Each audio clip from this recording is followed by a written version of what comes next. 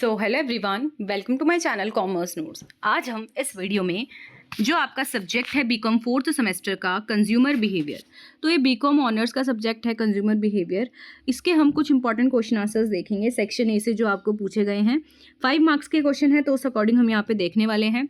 And अगर आपको video पसंद आएगी तो लाइक करना, शेयर करना एंड सब्सक्राइब करना, सो दैट सेक्शन बी और सी भी उसके इंपॉर्टेंट क्वेश्चन आंसर्स भी आपके लिए प्रोवाइड किए जाएँ।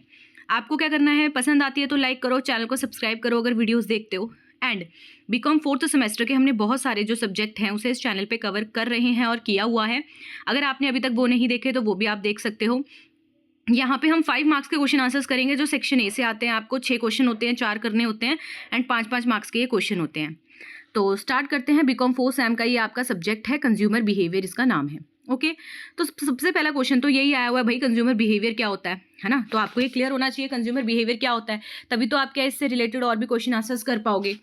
तो देखो, consumer behaviour means studying how people decide to buy things, how they use those things and what they do after using them. Consumer behaviour का मतलब हमें स्टडी करना है कंज्यूमर का बिहेवियर, कि कैसे वो डिसाइड करते हैं कि उन्हें क्या बाय करना है, कैसे फिर वो बाय करी हुई चीज़ को यूज़ करते हैं एंड कैसे अगर उन्होंने यूज़ कर लिया तो उसके बाद वो क्या करते हैं उसका, ये सारा स्टार्टिंग से एंडिंग तक अगर हमें स्टडी करना है तो हम उसे क्या बोल रहे हैं, कंज्यूमर बिहेवियर। अच्छा, ये करते क्यों है? क्योंकि ये हमारी हेल्प करता है। क्या हेल्प करता है? Consumer behaviour is the study of how people, ये हमारी हेल्प करता है कि कैसे एक पीपल सोच सकता है, फील करता है, फिर उसके अकॉर्डिंग एक्ट करता है। जब भी वो कुछ खरीदने जा रहा है, जब भी वो कुछ बाय करने जा रहा है, कि वो क्या बाय करेगा, क्यों बाय करेगा, कब बाय करेगा, कहाँ से बाय करेगा, ठीक है, और बाय करने के बाद वो क्या करता है उसका। ये हमारी हेल्प करता है बिजनेस की अंडरस्टैंड करने में कि जो कंज्यूमर है वो क्या चाह रहा है ना। बिजनेस जो है वो यही चाहता है ना कि कस्टमर जो चाहता है हमें वो पता लग जाए, सो दैट हम उसके अकॉर्डिंग क्या है उस चीज़ को बना सकें। सो उनको क्या है, कंज्यूमर का बिहेवियर पढ़ना पड़ेगा, स्टडी करना पड़ेगा, सो दैट वो बेटर प्रोडक्ट बना सके, उनके अकॉर्डिंग प्रोडक्ट बना सके एंड उन अकॉर्डिंग क्या है मार्केटिंग स्ट्रैटेजीज भी लगा सकें। ठीक है। अच्छा, अब हम इसमें क्या देख रहे हैं, व्हाट पीपल बाय, क्या बाय करते हैं वो, क्लोथ्स, बुक्स, फोन, फूड, है ना। व्हाई पीपल बाय, क्यों बाय करते हैं वो, भाई उसके पीछे अलग अलग रीजंस हो सकते हैं। मे बी उनका ज़रूरत है, मे बी वो लाइक करते हैं, मे बी वो उनको खरीद के हैप्पी फील करते हैं। ठीक है, तो भाई बहुत से रीज़न होते हैं, तो ये भी हमें स्टडी करना है।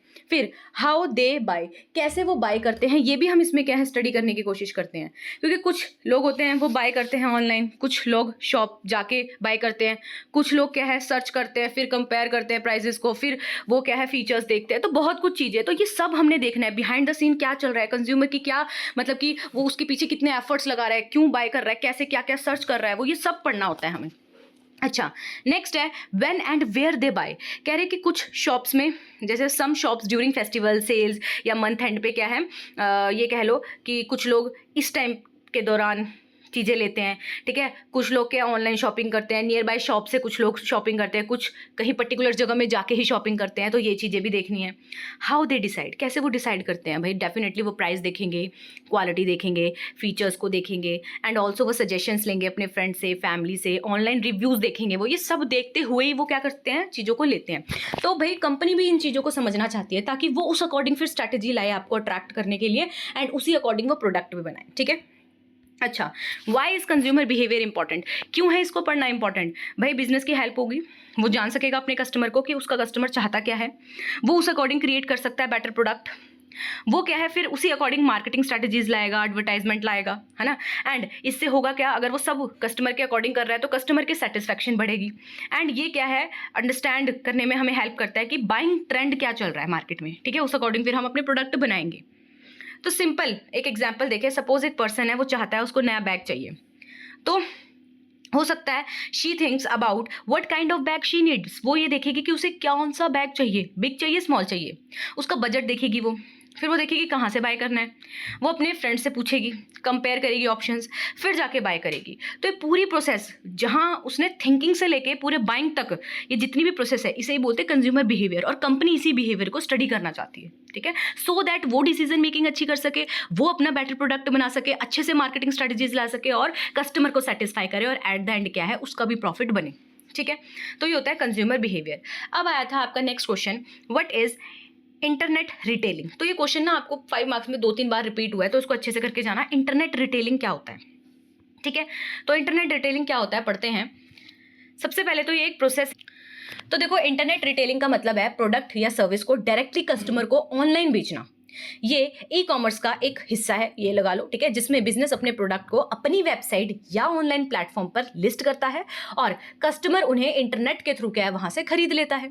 अब ये कैसे काम करता है, ठीक है, तो वो देखते हैं, पर सबसे पहले एक बार पढ़ भी लेते हैं कि इंटरनेट रिटेलिंग का मतलब है ये एक ऐसी प्रोसेस है जिसमें आप सेल करते हो प्रोडक्ट या अपनी सर्विसेज को डायरेक्टली कंज्यूमर को ऑनलाइन प्लेटफॉर्म्स के थ्रू, जिसे हम ई कॉमर्स बोलते हैं। इन सिंपल टर्म ये इसमें क्या कर रहे हो, आप शॉपिंग कर रहे हो इंटरनेट के थ्रू, बिजनेस क्या है, सेटअप हो रहे हैं ऑनलाइन, अपनी स्टोर्स खोल रहे हैं, वेबसाइट के थ्रू आपको अपना प्रोडक्ट बेच रहे हैं। जो कस्टमर है अगर उसे कोई चीज़ चाहिए तो वो ब्राउज करेगा उस प्रोडक्ट को, कंपेयर करेगा इधर उधर की वेबसाइट से प्राइजेस को एंड परचेज कर लेगा फाइनली जो वो चाहता है उसके अकॉर्डिंग है जो। अच्छा, अभी काम कैसे करती है, सबसे पहले ऑनलाइन स्टोर होगा, बिजनेस अपनी वेबसाइट या प्लेटफॉर्म बनाते हैं, ठीक है, और जहां वो अपने प्रोडक्ट को क्या कर सकते हैं, बेच सकते हैं। फिर ब्राउजिंग एंड शॉपिंग, कस्टमर्स है जो वो इन ऑनलाइन स्टोर पे क्या है जाते हैं, प्रोडक्ट को देखते हैं, सर्च करते हैं, अपना फेवरेट आइटम की शॉपिंग कार्ट, मतलब जो भी उनकी फेवरेट आइटम है उसको शॉपिंग कार्ट में डाल लेते हैं, ठीक है। फिर आता है पेमेंट, कह रहे आफ्टर शॉपिंग कंप्लीट, एक बार क्या है जब वो शॉपिंग मतलब वो देख रहे हैं चीज़ों को, सब कुछ उनको ठीक लग रहा है, तब कस्टमर चेकआउट करता है और पेमेंट करता है फाइनली, जैसे क्रेडिट कार्ड से, डेबिट कार्ड से, ऑनलाइन वॉलेट से, कैश ऑन डिलीवरी कर सकता है। आपने ऑनलाइन क्या है आज की डेट में ऑनलाइन चीज़ें आप परचेज करते हो तो आपके लिए ये करना तो बहुत आसान है, ठीक है। फिर है डिलीवरी, एक बार पेमेंट कंफर्म हो गई तो प्रोडक्ट आपको मिल जाएगा आपके डोर स्टेप पे, आपके एड्रेस पे। कस्टमर सर्विस, ऑनलाइन स्टोर ना यूजुअली आपको कस्टमर सर्विस भी देते हैं, सपोर्ट सर्विसेज बहुत होती है, जैसे रिटर्न अगर अच्छा नहीं है एक्सचेंज कर सकते हो, ठीक है, कोई अदर इशू है परचेज के बाद भी तो वो क्या है आपका डील यहाँ पे किया जाता है। अच्छा, फ़ायदे क्या होते हैं इसके इंटरनेट रिटेलिंग के, देखो पहला पॉइंट है कन्वीनियंस, कस्टमर घर बैठे कभी भी कहीं भी शॉपिंग कर सकता है बिना स्टोर जाए। नेक्स्ट है वाइड सिलेक्शन, ऑनलाइन स्टोर में काफ़ी वैरायटी होती है, आपको हर एक टाइप का प्रोडक्ट, साइज का, कलर का प्रोडक्ट मिल सकता है। प्राइस कंपैरिजन, आप आसानी से एक दो वेबसाइट से क्या है सेम प्रोडक्ट का प्राइस भी कंपेयर कर सकते हो, ठीक है। तो ओवरऑल इंटरनेट रिटेलिंग का मतलब है इसने शॉपिंग को ईजी बना दिया है, एक्सेसिबल बना दिया है, जहाँ पे क्या है बहुत सारे लोग क्या है ऑनलाइन शॉप करते हैं, ओके, ऑनलाइन शॉपिंग करते हैं। फिर है आपका next question, what general factors can trigger motive arousal, कह रहे कौन कौन से जो जनरल फैक्टर्स है जो कि ट्रिगर करते हैं मोटिव अराउजल को, तो ठीक है वही आपको पढ़ना है। तो होता क्या है मोटिव अराउजल, तो वो देखते हैं। सबसे पहले तो ये एक ऐसी प्रोसेस होती है जो ट्रिगर करती है एक पर्सन के डिज़ायर को एक्शन में, ठीक है, सो दैट वो फुलफिल कर सके अपनी नीड को। अब बहुत से फैक्टर्स होते हैं जो क्या है इसको स्पार्क कर सकते हैं, इस फीलिंग को, ठीक है, इस मोटिवेशन को, तो वही हम वन बाय वन डिस्कस करेंगे। तो जो मोटिव अराउजल है इसका मतलब यही होता है जब कोई चीज़ किसी एक्शन लेने के लिए हमें मोटिव कर देती है, मोटिवेट कर देती है, मतलब आप क्या सोच रहे हो बट कोई ऐसी चीज़ हो गई कि अब तो आपको उस चीज़ को करने में उसने मोटिवेट कर दिया, ठीक है, या फिर उनकी ज़रूरत या डिज़ायर को आपको क्या है फुलफिल करने का मन हो रहा है, ठीक है। तो कुछ जनरल फैक्टर्स होते हैं जो क्या है इस मोटिव को अराउज करते हैं, ठीक है, इस मोटिव अराउजल को क्या है ट्रिगर कर सकते हैं, बेसिकली हम बोल सकते हैं। सबसे पहला है बायोलॉजिकल नीड्स। अब इसमें क्या होता है, जैसे आपको भूख लग रही है, ठीक है, और नींद आ रही है, तो आप जब मतलब कि हाँ मतलब आपको अगर खाना खाना है तो खाना खाने का मन करेगा, ठीक है, जो आपके क्या है मोटिव को क्या है ट्रिगर कर देगा कि अब तो क्या आपको खाना ही खाना है, ठीक है। फिर आता है आपका नेक्स्ट साइकोलॉजिकल नीड्स। तो देखो इमोशनल जो हमारी नीड्स होती हैं वो भी आपको मोटिवेट करती हैं, ट्रिगर करती हैं, ठीक है। जैसे ये कह लो कि एक पर्सन है वो फील कर रहा है मोटिवेट कि भाई अब मोटिवेटेड फील कर रहा है वो कि अब तो उसको कुछ करना ही करना है सो दैट उसको अप्रूवल मिले, ठीक है। फिर है कि उसको भी हो कि हाँ यार मैंने कुछ किया है, तो उसके लिए क्या है ये वाली जो चीज़ है साइकोलॉजिकल नीड, उसने क्या उसको मोटिवेट किया। नेक्स्ट है इन्वायरमेंटल फैक्टर्स। देखो बाहर के इन्वायरमेंट से भी आपको मोटिवेशन मिलती है, मोटिवेशन को वो ट्रिगर करता है आपके। जैसे अगर आप शॉप में सेल देखते हो तो आप क्या मोटिवेट हो जाते हो कि यार खरीदना तो था ही, अभी सेल लगी है तो क्यों ना अभी हम क्या खरीद ले, ठीक है। नेक्स्ट है आपका सोशल इन्फ्लुएंस। तो दूसरे लोगों का भी बहुत अफेक्ट पड़ता है, ठीक है। जैसे कि अगर आपके फ्रेंड ने, कज़न ने ले ली वो चीज़ तो अब आपको भी लेनी है, ठीक है, आपको तो लेना ही था पर आपके फ्रेंड ने ऑलरेडी ली है तो आप उससे पूछ रहे हो, ठीक है। तो ये भी फैक्टर्स होते हैं। फिर है पास्ट एक्सपीरियंस, सॉरी, अगर आपको पहले कोई काम करने में मतलब सक्सेस मिली हो तो उससे आपको क्या है दोबारा करने की मोटिवेशन मिलती है। ऐसे अगर आपने किसी गेम में जीत लिया हो तो आपको क्या होता है कि नहीं यार और खेलता हूँ उसको मैं, ठीक है। तो पास्ट एक्सपीरियंस भी क्या है आपको ट्रिगर करता है। नेक्स्ट है आपका इमोशनल स्टेटस। अब इसमें क्या होता है इमोशनल स्टेटस में कि आपका मूड भी आपके मोटिवेशन को इन्फ्लुएंस करता है। जैसे अगर आप स्ट्रेस में हो तो आपको क्या है, रिलैक्स करने के लिए अपने आप को क्या है, आप बेहतर फील कराने के लिए कुछ मोटिवेशन सॉन्ग सुन सकते हो। तो ये एक्शन भी आपने क्यों लिया? बिकॉज आपका क्या इमोशनल स्टेटस था उसके बेसिस पे। नेक्स्ट है गोल्स एंड एस्पिरेशंस। देखो अगर आपके पास कोई गोल है तो वो भी आपको क्या है, मोटिवेट करता है। जैसे जब प्रमोशन आपको मतलब लेनी है तो भाई आप प्रमोशन पाने के लिए आप क्या है, ज़्यादा से ज़्यादा काम कर रहे हो तो ऑटोमेटिकली आप क्या है, मोटिवेट हो चुके हो। ठीक है, तो इन सिंपल लैंग्वेज में हम ये बोल सकते हैं कि मोटिव अराउजल तब होता है जब कोई चीज़ आपको क्या है, अपनी मतलब आपको उसकी ज़रूरत है। ठीक है, आपको वो पाना है तो क्या है, आपकी कुछ फैक्टर्स है जो इसको क्या कर देते हैं, ट्रिगर कर देते हैं। नेक्स्ट है why do consumer search information, कि जो कंज्यूमर है वो सर्च क्यों करता है इन्फॉर्मेशन को? भाई बहुत से रीज़न होते हैं, बहुत इंपॉर्टेंट क्वेश्चन है, 15 मार्क्स में भी आया है तो इसको थोड़ा अच्छे से आपको करना है। देखो कंज्यूमर ना सर्च करता है इन्फॉर्मेशन को सो दैट वो इन्फॉर्मेशन के बेसिस पे डिसीजन ले। ठीक है, पहले ही सारी चीज़ों को देख ले वो परचेज करने से पहले किसी भी प्रोडक्ट या सर्विस को। वो ये अपने आप को इंश्योर करता है कि भाई मैं ना बेस्ट डील लूँ। ठीक है, अपना पैसा दे रहा हूँ तो अच्छे से अच्छा प्रोडक्ट लेके आऊँ, राइट प्रोडक्ट लेके आऊँ, राइट चॉइस हो मेरी, बाद में जाके उसको ये ना हो कि हाँ यार सर्च कर लेता, मैंने नहीं किया। ठीक है, तो इसीलिए कंज्यूमर क्या सर्च करता है इन्फॉर्मेशन को। तो चलिए देखते हैं पॉइंटर्स में वन बाय वन। तो सबसे पहला पॉइंट है ऑप्शंस कंपेयर करते हैं वो। ठीक है, जब कोई प्रोडक्ट खरीदते हो तो आप खुद बताओ कि मार्केट में अवेलेबल अलग अलग ऑप्शंस के बारे में क्या आप जानना चाहते हो कि यार मुझे ना अगर ये चाहिए तो ये कौन कौन से कहाँ कहाँ मिलेगा, क्या क्या फीचर्स होते हैं, क्या क्या अलग अलग जगहों पे प्राइजेस हैं, उनका रिव्यू देखोगे, आप कंपेयर करोगे, तब जाके आप क्या उस चीज़ को लेते हो। तो इसीलिए आपने क्या है, आप सर्च कर रहे हो इन्फॉर्मेशन को। ठीक है, सो दैट आप कंपेयर कर सको क्या क्या आपके पास ऑप्शंस हैं। नेक्स्ट है इंश्योर क्वालिटी।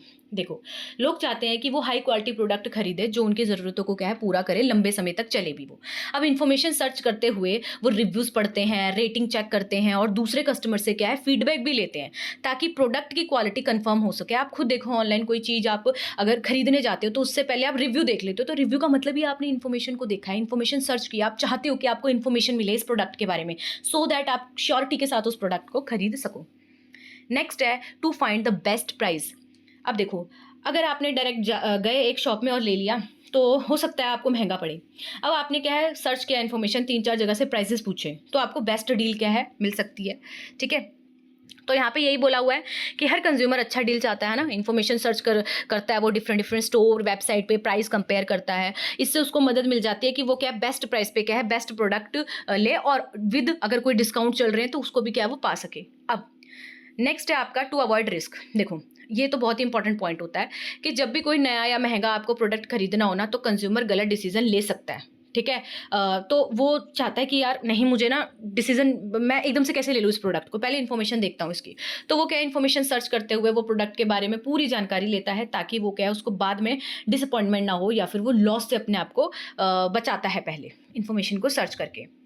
नेक्स्ट है to understand features and benefits. अब इसमें क्या बोल रहे हैं कि इन्फॉर्मेशन तब भी सर्च करना पड़ता है आपको, मतलब इन्फॉर्मेशन एक कंज्यूमर तब भी सर्च करता है क्योंकि वो क्या है, जानना चाहता है बेनिफिट्स को। ठीक है, क्या क्या बेनिफिट्स है, क्या मेरी नीड के अकॉर्डिंग ये वाला पर्टिकुलर प्रोडक्ट मुझे बेनिफिट्स दे रहा है। हो सकता है वो पर्टिकुलर प्रोडक्ट बहुत अच्छा हो, ठीक है, बट क्या वो आपकी नीड के अकॉर्डिंग है। अगर आपको मान लो एक फ़ोन चाहिए जिसकी कैमरा क्वालिटी बहुत अच्छी है, अब आप देखोगे कि ये जो प्रोडक्ट है ये बहुत अच्छा तो है बट इसकी क्या कैमरा क्वालिटी है उतनी अच्छी। ठीक है, तो आप ये भी चीज़ देखते हो।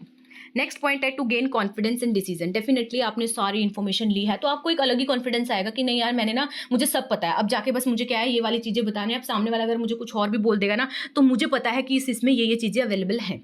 ठीक है, तो डिसीजन में क्या है, आपको कॉन्फिडेंस आता है डिसीजन लेने में।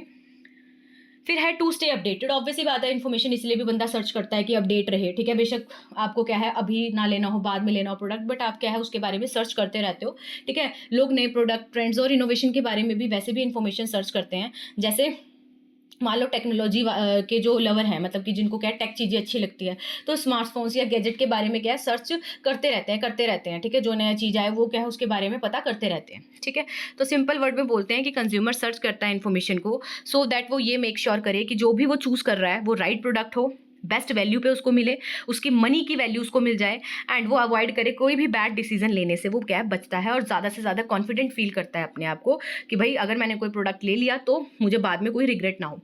नेक्स्ट है what is rational choice theory. ये क्वेश्चन आपको 5 मार्क्स में बहुत बार आई है, 15 मार्क्स में भी आई हुई है, तो हम यहाँ पे 5 मार्क्स के अकॉर्डिंग कर रहे हैं। तो रैशनल चॉइस थ्योरी क्या होती है देखते हैं इसको। देखो रैशनल चॉइस थ्योरी एक कंसेप्ट है जो इकोनॉमिक्स और सोशल साइंस में यूज होता है। जो ये एक्सप्लेन करता है कि लोग कैसे डिसीजन लेते हैं। इस थ्योरी के अकॉर्डिंग लोग अपने डिसीजन को लॉजिकल सोच समझ के क्या लेते हैं। ऑब्वियसली बात है, आप कोई भी डिसीजन लोगे दिमाग लगा के लोगे, लॉजिकली सोच समझ के लोगे, जिसमें वो बेनिफिट्स को देखते हैं कि अगर मैं ये पर्टिकुलर कॉस्ट लगा रहा हूं तो इससे मुझे कितना बेनिफिट मिलने वाला है। ठीक है, तो जिसमें जो भी कस्टमर होता है वो ये देखता है, कॉस्ट बेनिफिट एनालिसिस करता है वो, मतलब वो ये देखता है कि मुझे बेनिफिट कितना मिल रहा है, ठीक है, अगर मैं क्या है कॉस्ट लगाता हूँ, ताकि वो अपना बेस्ट पॉसिबल आउटकम क्या है अचीव कर सके। तो अगर हम सिंपल लैंग्वेज में समझे तो ये थ्योरी कह रही है कि लोग अपने फायदे के लिए सबसे अच्छा डिसीजन लेते हैं। ठीक है, तो ये इसने बोला। तो रैशनल चॉइस थ्योरी एक ऐसा कंसेप्ट है जो इकोनॉमिक्स में, सोशल साइंस में यूज होता है, जो कि एक्सप्लेन करता है कि कैसे एक इंडिविजुअल डिसीजन लेता है। इस थ्योरी के अकॉर्डिंग पीपल क्या है चॉइस करते हैं, जो भी प्रोडक्ट उन्हें खरीदना है लॉजिकल वे में, वो बेनिफिट्स देखते हैं, कॉस्ट देखते हैं और बेस्ट पॉसिबल आउटकम क्या है वो अपने लिए चाहते हैं।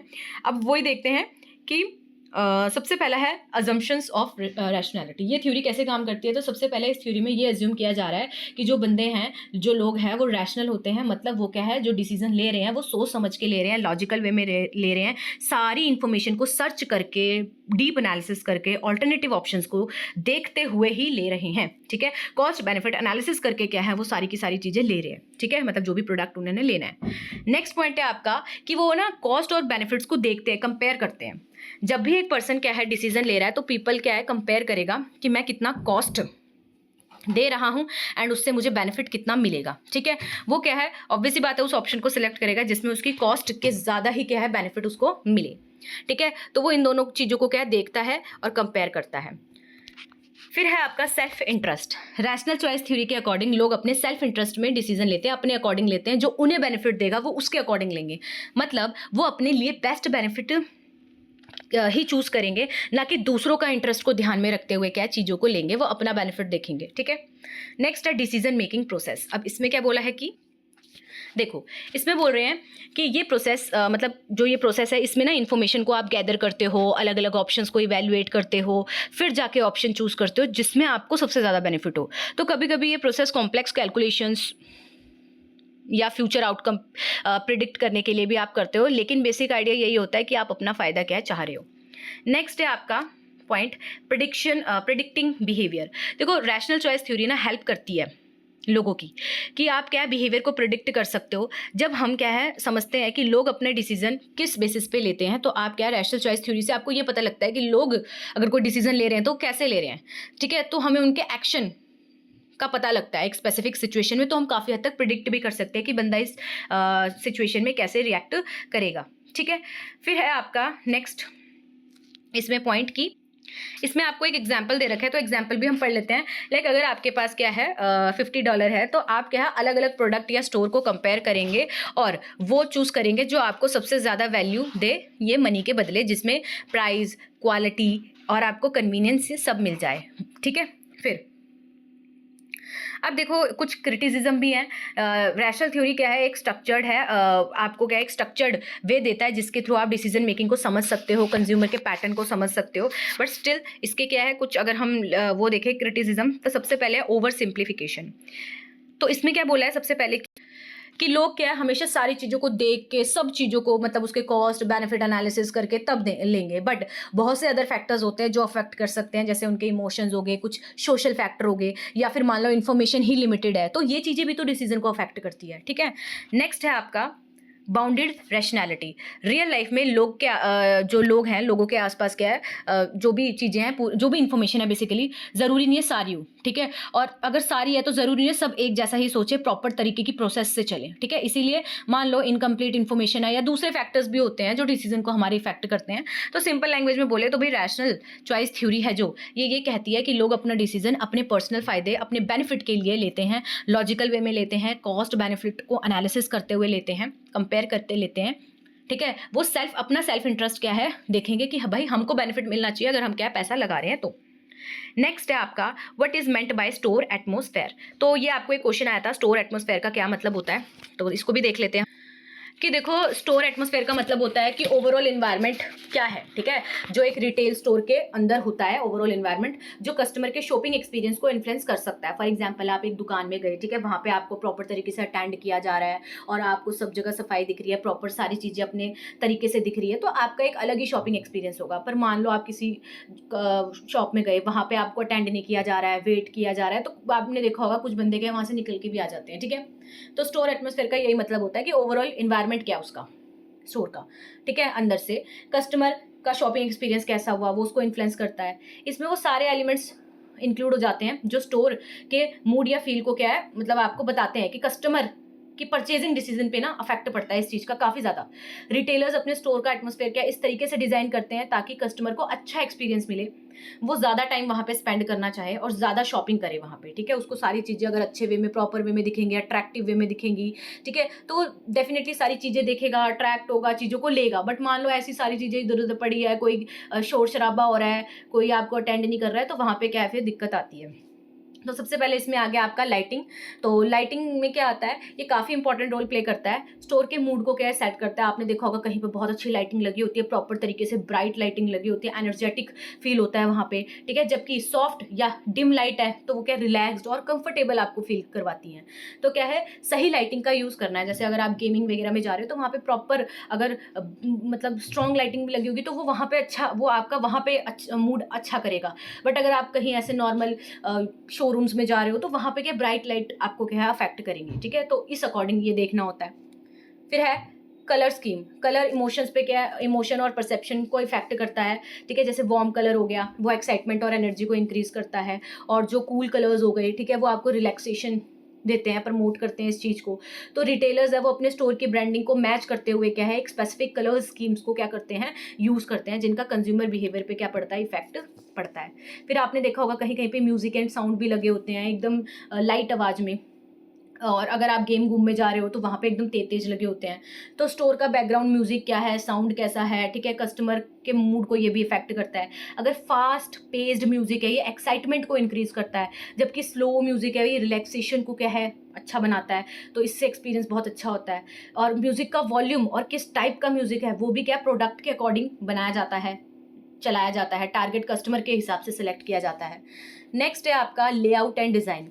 स्टोर का लेआउट कैसा है, ठीक है, ये भी काफ़ी इंपॉर्टेंट होता है। अगर स्टोर का लेआउट ओपन है, वेल ऑर्गेनाइज्ड है, तो कस्टमर इजीली क्या है हर जगह देख सकता है, ठीक है। अगर स्टोर क्या है वो है क्लटर्ड है, मतलब इधर उधर से आपको घूम घूम के जाना पड़ रहा है, तो बहुत टाइम लगेगा, बंदा थक जाएगा, ठीक है। तो ये भी कहीं ना कहीं अफेक्ट करता है कस्टमर के मूड पे, ठीक है। नेक्स्ट है आपका टेम्परेचर एंड कंफर्ट। कह रहे स्टोर का जो टेम्परेचर है वो भी कस्टमर के कंफर्ट पे डायरेक्टली इफेक्ट करता है। अगर स्टोर बहुत मान लो गर्म है, ठीक है, या ठंडा ही बहुत ज़्यादा है, तो कस्टमर अनकंफर्टेबल फील कर सकता है। तो भाई ठीक ठाक होना चाहिए, ठीक है। फिर वहाँ पे आपने देखा होगा सेंट, मतलब खुशबू कैसी है, स्मेल बहुत पावरफुल सेंस होता है, ठीक है, जो इन्फ्लुएंस करता है कस्टमर के बिहेवियर को। बहुत ही अच्छी स्मेल है, आपने देखा होगा कुछ कुछ जगहों पे ना बहुत अच्छा क्या है प्लीजेंट सेंट लगाए होते हैं, ठीक है, फ्रेश फ्लावर्स के, तो वहाँ पे कस्टमर फील करता है ज़्यादा रिलैक्स कंफर्टेबल, ठीक है, और वो लॉन्गर रहना चाहता है वहाँ पे, एक्सप्लोर करेगा नए नए प्रोडक्ट को। तो ये भी क्या है, खुशबू वहाँ की मैटर करती है कि कैसी आ रही है, ठीक है। फिर है विजुअल डिस्प्ले कैसा है वहाँ पे, क्लियर अट्रैक्टिव। अगर साइंस आपने यूज़ किए हैं तो कस्टमर्स क्या स्टोर की तरफ आएंगे, ठीक है, आप अट्रैक्ट करने में आपकी हेल्प करेगा ये।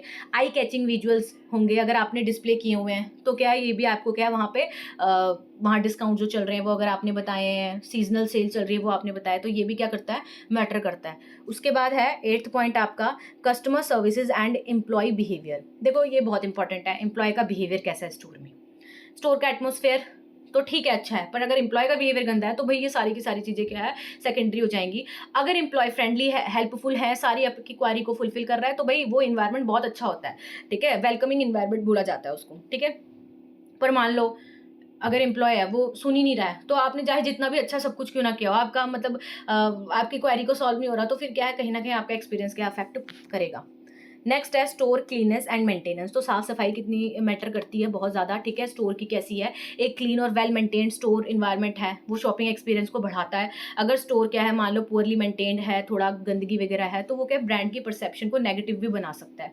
Regular cleaning, organised shelves, neat appearance अगर होगी उसकी क्लीन, तो ये क्या अच्छा होता है, पॉजिटिव बनता है सब कुछ। फिर इंपॉर्टेंस क्या है इसकी स्टोर एटमोसफेयर की, तो इंपॉर्टेंस भी देख लेते हैं। देखो ये ना आपके परचेजिंग डिसीजन को अफेक्ट करता है। तो अगर सब कुछ अच्छा है, जो भी पॉइंट हमने पढ़े ये सब कुछ अगर अच्छे हैं, तो परचेजिंग डिसीजन काफ़ी हद तक क्या है, आप लोगे, वहाँ से खरीदोगे, प्रोबेबिलिटी बढ़ती है इसकी, इंकरेज करता है आपको ये, और क्या है आपका जो डिसीजन है वो एक्शन में आ जाता है। नेक्स्ट है ब्रांड आइडेंटिटी। स्टोर का एटमॉस्फेयर क्या है, ब्रांड की आइडेंटिटी को और बढ़ाता है, ठीक है, और अच्छी तरीके से क्या है आप उसके बारे में पॉजिटिव सोचते हो। नेक्स्ट है इन्हांस कस्टमर एक्सपीरियंस और सेटिस्फेक्शन। एटमॉस्फेयर जैसा होगा वो ओवरऑल आपके शॉपिंग एक्सपीरियंस को अच्छा बनाएगा, इंजॉयबल बनाएगा, ठीक है, और आप क्या है मतलब पॉजिटिव देगा वो आपको, तो आपका जो रिजल्ट है वो भी पॉजिटिव आएगा। आप क्या चीज़ों को खरीदोगे वहाँ से, जो कि आपके लिए भी पॉजिटिव होगा और उस शॉप वाले के लिए भी पॉजिटिव होगा। तो ओवरऑल हमने क्या पढ़ा है यहाँ पे कंक्लूजन में कि स्टोर का जो एटमॉस्फेयर होता है ना, ये एक कॉम्बिनेशन है, मतलब कॉम्बिनेशन है बहुत सारी चीज़ों का। लाइटिंग होनी चाहिए, प्रॉपर कलर होने चाहिए, अगर म्यूज़िक है तो वो अच्छा होना चाहिए, जो वहाँ पे खुशबू है वो अच्छी होनी चाहिए, लेआउट वहाँ अच्छा होना चाहिए, एम्प्लॉय का बिहेवियर भी अच्छा होना चाहिए, ठीक है, जो मिलके एक स्पेसिफिक मूड या एक्सपीरियंस को क्रिएट करता है। रिटेलर्स इन एलिमेंट्स को केयरफुली डिज़ाइन करते हैं ताकि वो कस्टमर को क्या अट्रैक्ट कर सके, ज़्यादा से ज़्यादा उनका एक्सपीरियंस और इम्प्रूव करवा सके, और अल्टीमेटली क्या है इनसे उनकी सेल्स बढ़ेंगी, ठीक है। तो ये थे कुछ क्वेश्चंस जो कि हमने पढ़े कंज्यूमर बिहेवियर से। तो 5 मार्क्स के थे ये, 15 मार्क्स में भी आप वैसे लिख के आ सकते हो, हमने डिटेल में ही किए हुए हैं।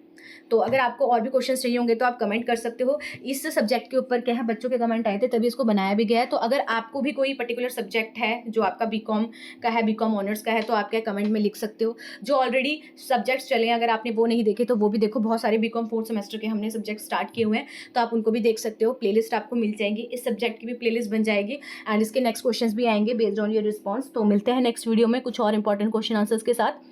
तब तक के लिए thank you for watching this video.